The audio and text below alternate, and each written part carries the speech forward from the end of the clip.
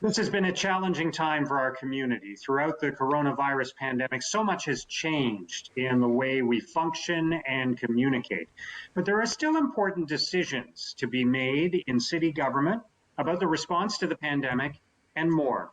So we wanted to provide an opportunity for elected officials to communicate directly and connect with their constituents. Welcome to Ward Updates, a series of one-on-one interviews with Ottawa City councillors. We're going to talk about the issues arising from this crisis that directly affect you, your families, and your neighbors. We'll share the stories of people throughout the city who have been rising to the occasion, and we'll also talk about other important issues that are still on the agenda at Ottawa City Hall. My guest today is Matt Luloff, the City Councillor for Ward 1, Orleans. Matt, welcome. Thanks for having me, and thanks to Rogers for doing this. This is wonderful. Now, before we go any further, Matt, we've got to talk about the space that you're speaking to us from, because in this pandemic, throughout this pandemic, we've all been on Zoom calls and Microsoft Teams meetings and all of those kinds of things. And one of the unusual elements of this is we get a glimpse into people's homes, and you're coming to us from what looks like a music studio in your home. There are lots of musical instruments and speakers and lots of records there. So just tell us about your space. Sure, Mark. So I'm with you today from my home studio in my basement, which has actually been a great workspace throughout the pandemic, obviously because of all the media that I have here. So, I get to counsel in surround sound, so it's almost like I'm there with everybody in their Brady Bunch boxes on the screen in front of me.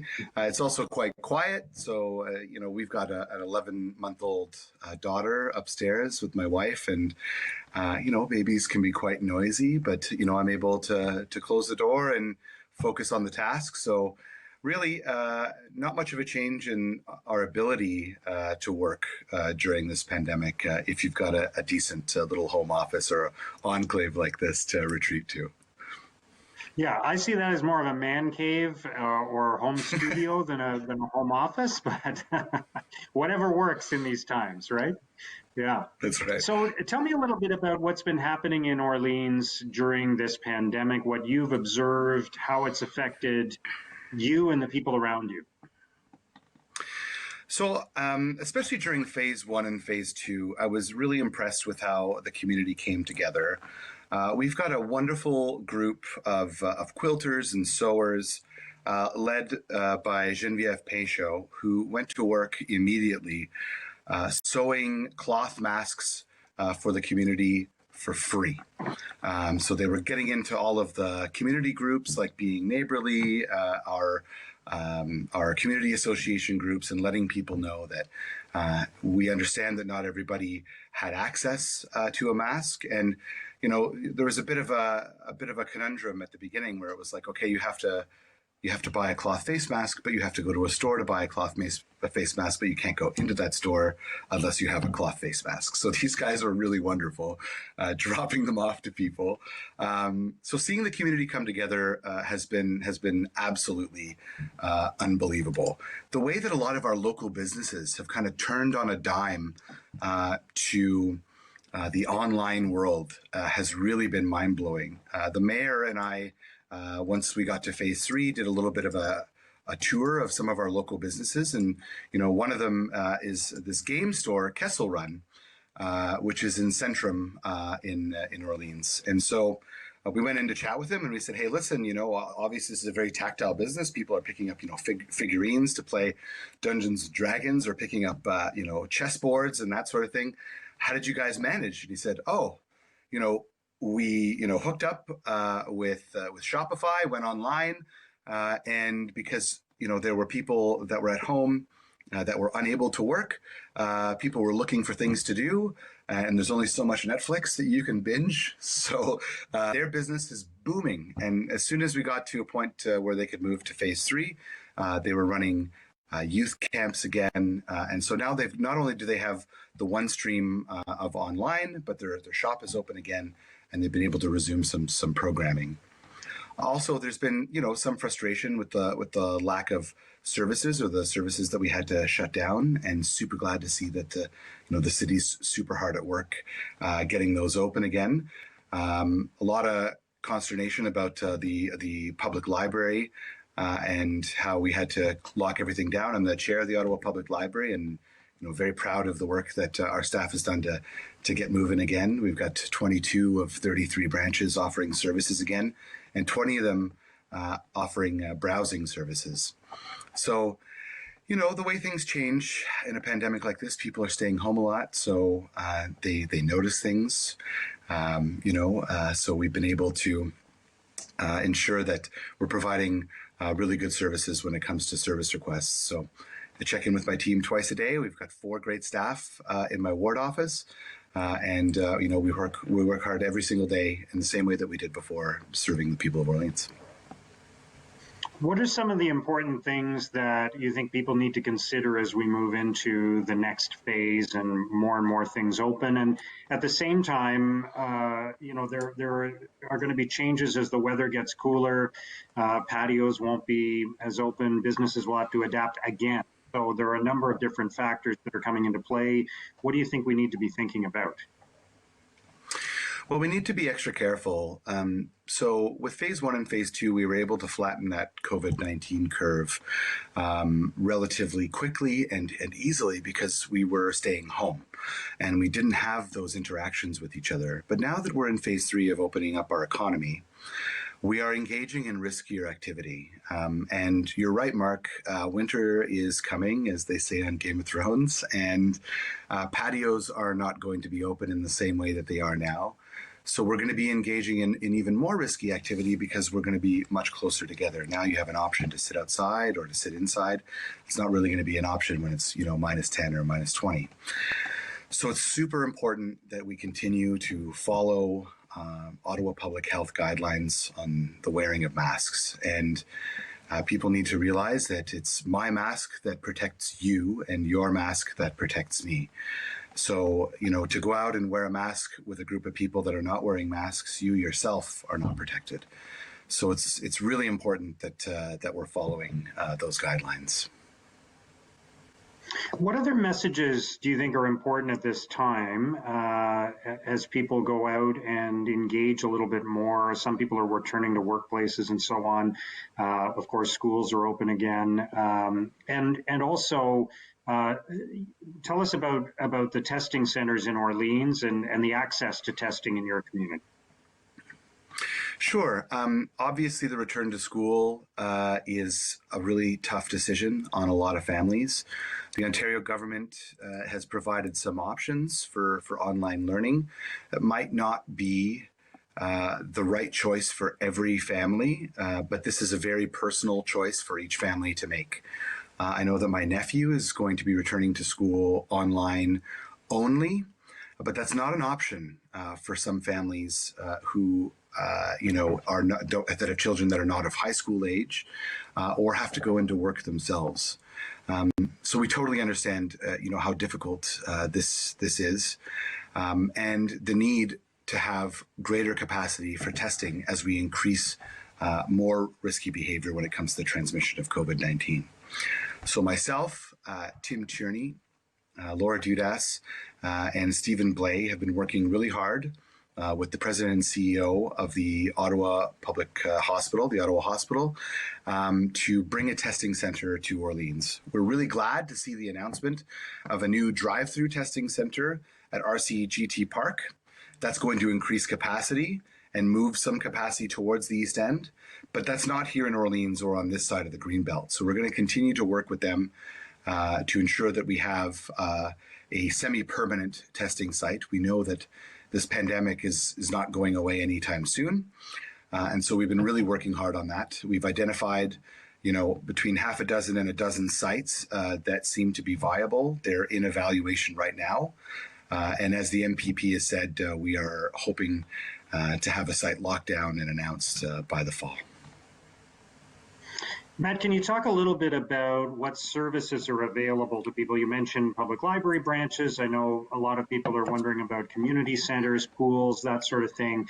And it's not just kind of what's open, but what our practices should be, because I think everybody's sort of trying to strike the right balance between living as normal a life as possible and engaging in the community, but also not taking unnecessary risks. So, for example, how do you make a decision about whether to go swimming at a pool, even if it is open, because you don't want to necessarily expose yourself to risk and you don't want to contribute to a problem, but at the same time, you don't want to just stay in your house 24/7 either, right? So we do have some options, which is good. So our city parks, our baseball diamonds, our tennis courts are open. Tennis happens to be a sport that is very low risk because of how far apart you are. It's great for physical distancing and allows, for us to get some exercise.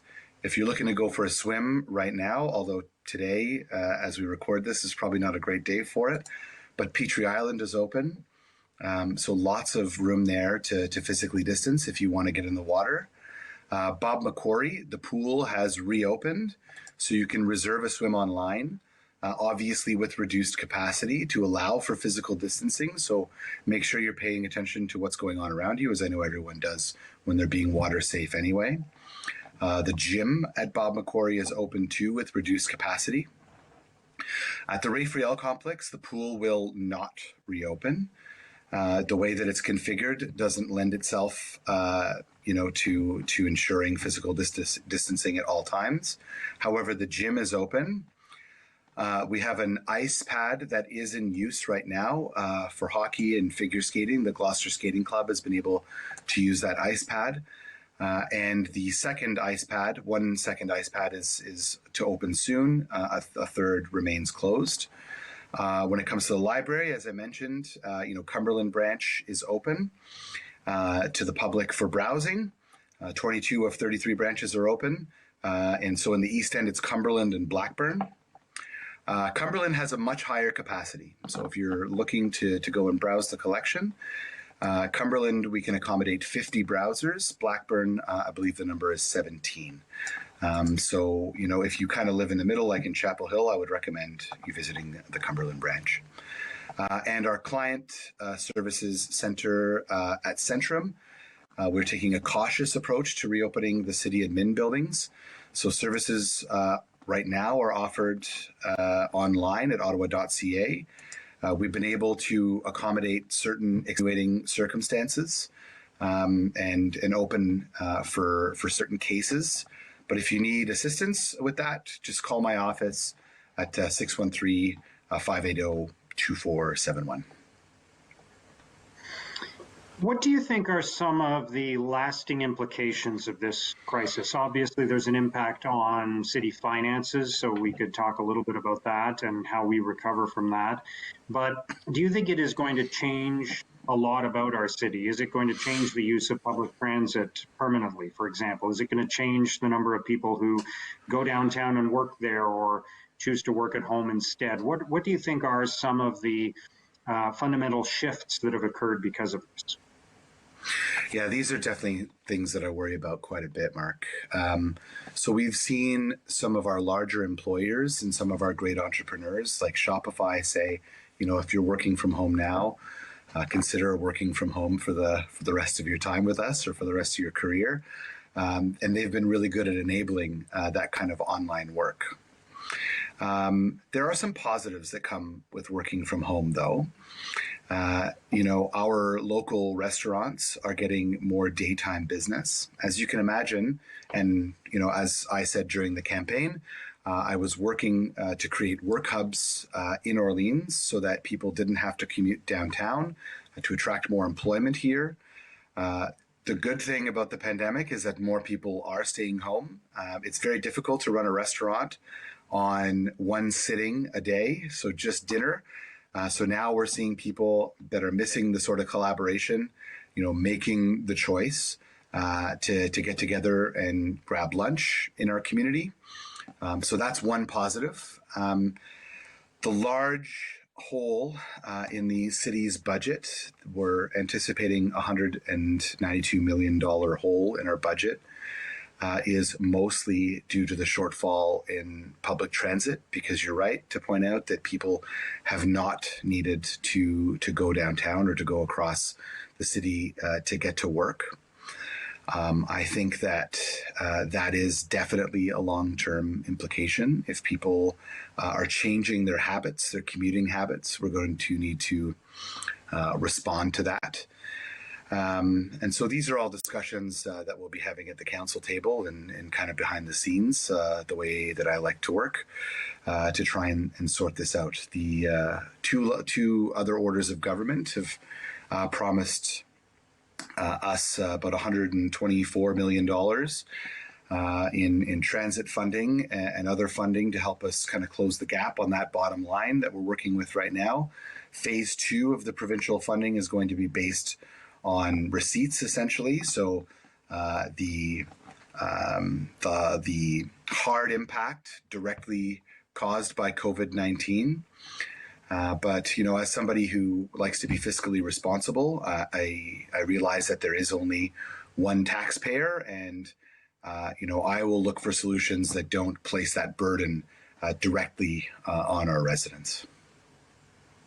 How are you feeling about light rail in particular? Phase 2, of course, the construction of Phase 2 is underway, but there have been so many issues with Phase 1, and now, as you just spoke about, I think there is a change in behavior that might result from the coronavirus crisis. One element of that is just that people may not travel as much from their homes. They may not go downtown to work or go to other places with the same frequency, but they may also be, even if they are traveling somewhere, reluctant to take public transit because of the risk of infection. So there's a lot to unpack there in that question, but how are you feeling about light rail generally and about Phase 2, which is bringing it to Orleans? So firstly, we got an update yesterday from Vera Etches, who let us know that there have been no outbreaks associated with the reopening of bars, patios, restaurants, or public transit. Yes, we have heard that there have been individuals that work for OC Transpo that have contracted the coronavirus, but there has been no indication that that has come from our ridership. So that's important to note. I've never minced words about my feelings on the efficiency of Phase 1 of the LRT. It's an important project, but it's one that has been incredibly frustrating.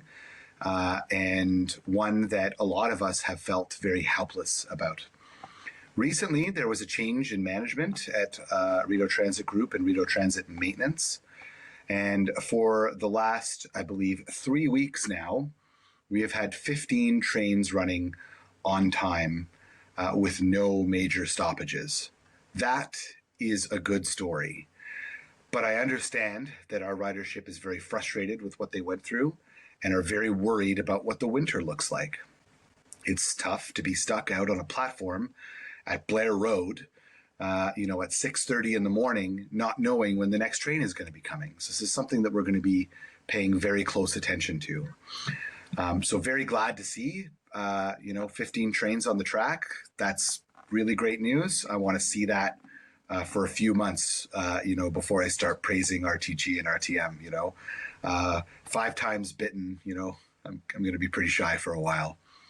Work on Stage 2 LRT is progressing really well. The bulk of the work is focused on Montreal Road and that interchange right now, where new bridges over the 174 are being constructed. So most of the activity within our ward is still concentrated on utility relocation and culvert work, which is what you're seeing when you drive along the 174 at Champlain. A notice to residents is being mailed out or has been mailed out with more details. So, if you live in the area, there'll be a dedicated number there for you to call if you have any questions. There's stormwater drainage work that's being undertaken at the Trim Park and Ride. It requires temporary closures of some small sections of the parking lot as the work progresses. Something that I get asked about a lot when it comes to stage two is the noise at night. So during the first few months of COVID-19, when the traffic levels were dropped, I encouraged the contractor to complete work that they were going to do at night during the day because there just wasn't the same sort of volume. So there was a noise exemption bylaw that was granted until September 30th. I demanded that there would be no tailgate slamming, no regular backup alarms. I wanted to hear broadband backup alarms, which is the one that sounds like a swoosh and kind of dissipates. It's very directional and doesn't, bounce around the neighborhood. Assume that residents have their windows open and are trying to sleep, especially during these cooler nights. And not to idle vehicles that are not in use. So I'm going to continue to make sure that these conditions are required for any exemptions to the bylaw. Do you have confidence that when phase two opens and brings light rail to Orleans, that it's going to be a properly functioning service, or is there a risk that the issues that we've seen with phase one could just be compounded by the additional track and the extended service? That's a great question. And we have a completely different contractor working on the tracks from Blair Road all the way out to Trim Road. Europa, Vinci, and Kiewit have been absolutely incredible. They have an internationally recognized reputation. We've been very pleased with the responses that they've given us to our questions and to the quality of work that we've seen. I've also received some comments from local experts and transit workers that have seen the work that they've been doing. They're incredibly impressed with the speed of which the flyover is being built at Blair Road, the widening and movement of the 174 to accommodate the train tracks in the middle, and just the general work ethic of the group that is building this. At this point in time, I do have confidence in their work, and I truly believe that the KEV portion of the line will be the most reliable. But as I said earlier, the proof's got to be in the pudding on this one because, before I was elected, I heard a lot of city councillors very excited about phase one, and look at the first couple of months of operation, right? Yeah, exactly. All right, let's talk a little more about traffic and traffic safety. A couple of things. Obviously, there have been some road calming measures that have been put in place throughout the city. There's a mentality that we need to slow cars down and especially on residential roads, of course, and be more mindful of the risk. There also have been measures to, during the coronavirus crisis, open up roads to pedestrians and make more space for pedestrians and people on skateboards and bicycles and that sort of thing. What's your feeling about where we stand on all of that? Well, speeding is a major concern that residents share with me here in Orleans. Regrettably, there's always going to be drivers who refuse to comply with safe driving practices no matter what measures we put in their way.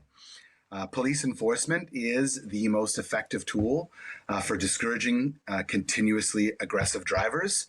The OPS continues to urge that residents submit traffic complaints so that they can assign their resources accordingly. They work on heat maps. So if they end up with 20 complaints in this area and they've been patrolling over here, but they're not receiving complaints, they're able to move their resources to these hot spots.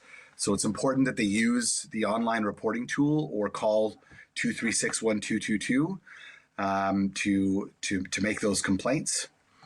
So if anybody has any questions about how the OPS conducts enforcement here in Orleans, we've got a great community police officer, Mark LaRue. You can contact my office. I'll give you his contact information. When it comes to traffic calming, I get a budget of $50,000 a year. And I was chatting last week with one of our traffic calming experts, and he let me know that we spend almost to the penny every single bit of that allotment. So that's for things like flex stakes, speed boards that collect data. This is something that I take very seriously. We also have a second program for neighborhood traffic calming, which is like permanent traffic calming measures. So construction has started on Rue Amiens. MEA is used as a conduit for residents of Fallingbrook and Queenswood Heights to get to the 174. So to help with community safety, construction for permanent traffic calming measures has started. So this is going to include raised crosswalks, bulb outs, pavement markings, and a notice of construction was sent out to residents. And we're hoping that this project will be completed in the spring of 2021. Bilberry is upcoming as well. So the City of Ottawa conducted a neighborhood traffic calming study along the entire length of Bilberry Drive between the dead end at Jeanne d'Arc Boulevard North and the East intersection. So due to concerns about speeding, pedestrian safety, and aggressive driving behavior, there's a park along there, Joe Jameson, a church, and St. Matt's High School. Best high school in Ottawa. Go Tigers. I went there. So the purpose of the neighborhood traffic calming study is to address community concerns related to traffic on existing streets.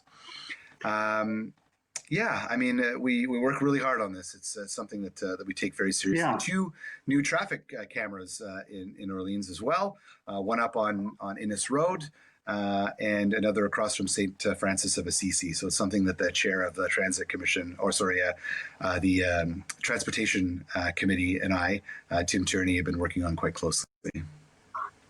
All right, Matt, we only have a couple of minutes left, but there are still many important decisions that are happening at Ottawa City Hall, including around the ward boundaries. There are some big planning decisions that are being made as well. So how can people still continue to engage and stay in touch and know what's going on with all of this in this unusual time? Yeah, so there's quite a bit of engagement opportunities ongoing right now at Engage Ottawa. As you mentioned, the ward boundary review, which now has a 6th option that keeps Queenswood Heights and Fallingbrook in its entirety in the same ward, which is what I was advocating for. So very pleased to see that. Our energy evolution plan, our bike parking strategy, our stage 2 station naming. So we're naming all the stations. So I've got 4 of them in my ward under the current boundaries. So still lots of opportunity to engage. So they can reach out to me at matt.luloff@ottawa.ca. Or they can go visit the Engage Ottawa website and engage on all of these really incredible projects that we're working on. All right, Matt, I really appreciate you joining us today, and I know you're managing a lot from home, from your workspace there, especially with a young child at home. Like so many of us, it's been a challenging juggling act over the last 6 months or so. So I'm sure your residents will continue to engage with you through traditional and non-traditional ways, but we wanted to give you the opportunity to speak directly to them today. Thank you for your time. Thank you so much. You know, every day I'm thankful and humbled by the trust that was placed in me to be the councillor for Orleans. So even with our offices physically closed, we're available at matt.luloff@ottawa.ca or 580-2471. So thanks, Mark, for this opportunity, and thanks to the entire Rogers team. Matt Luloff from Ward 1, Orleans. Thank you for watching.